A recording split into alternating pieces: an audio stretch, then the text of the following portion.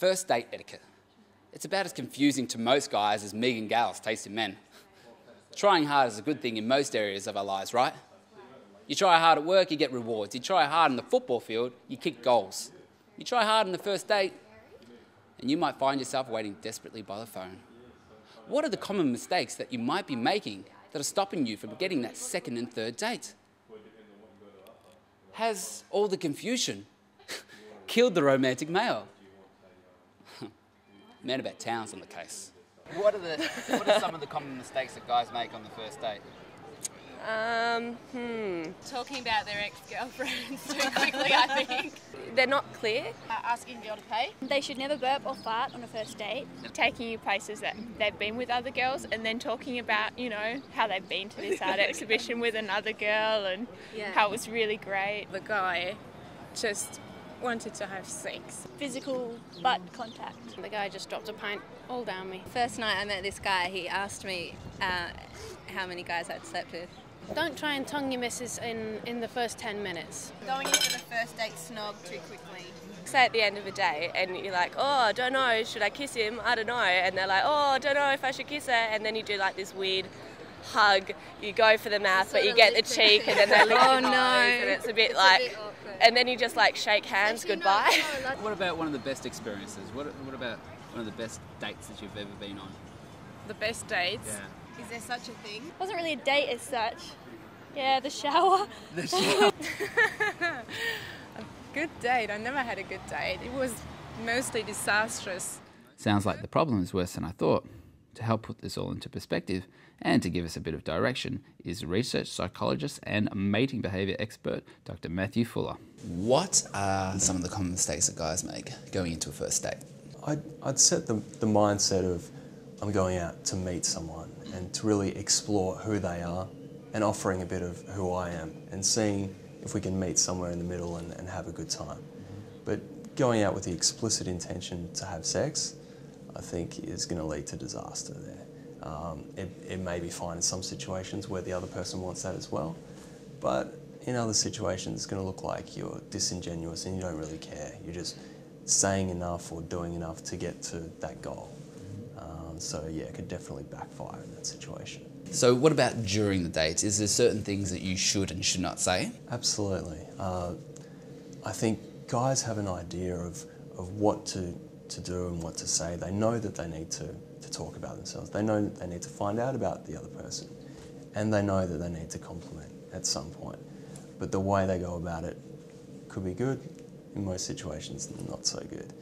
So conversationally, talking too much about yourself, boasting about your accomplishments and the fact you've got a big yacht and a house or whatever, it's probably not going to go over so well. It's going to look like you're insecure and that you need to put these things up front, otherwise the other person won't be able to see it for themselves. Yeah, I'm amazing. Like, remember I told you about the house I was looking at? Ended up buying it, 3 stories, got a promotion. Right. Yep, I'm getting up and moving up in the world. Moving up in the world. That's great, I'm very happy for you. Yep, and even thinking about buying a new car. Really? Yep. Really? Okay. Yeah, I'm really bored of my Lamborghini at the moment. And even if at face value that they take all those things to be true, it can still backfire. They're not going to, the other person's not necessarily going to think, this is a great person that I'm with, I want to be with this person. Instead, they might be thinking, this person's too good for me, they're way out of my league. I don't know why we're even bothering this conversation, having this conversation. It's just, yeah. So you can blow yourself out in that way as well by boasting. And secondly, the conversation, the things that you bring up, the questions that you ask. Guys might go in the other extreme and just interrogate the whole time, asking a series of questions without giving anything of themselves. And more problematically, they'll ask really pointed and direct questions, which are likely to put the other person at dis-ease. Yeah. So teacher, eh? Yeah, I work with primary school kids, actually. I've seen on the news a lot about all these teachers sleeping with students. You've never slept with students, have you? No. Yeah. Have you ever slept with any of your fellow male staff? No, I mean, actually. how many guys have you slept with? Right. And finally, I think there are some conversational topics that should really be avoided in the first date. strong views that you have on things, religion and faith and politics. And just because you're on a date doesn't mean that you have carte blanche to talk about previous experiences and your ex and how it ended horribly. I think you should probably hold off on that sort of conversation until you're comfortable with each other.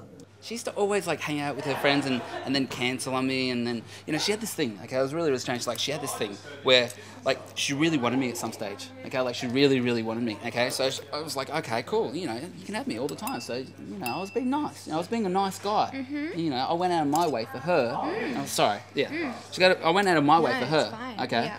and then all of a sudden she just changed her mind. What is it with girls, you know, why do you change your mind so much? At the end of the date, picking up the bill. Should the guy get it, or should they just go Harvey's? This is an interesting one. I think it ties in with the previous point about coming in with an expectation of sex. You can pay for the bill if that's what you're comfortable doing and what you feel like is the right thing to do in that situation. But if you're doing it just because you want to show the girl that you're a great guy, that you expect that by paying for the bill that she'll give you sex in return or some sort of sexual favour, I think you're going about it the wrong way.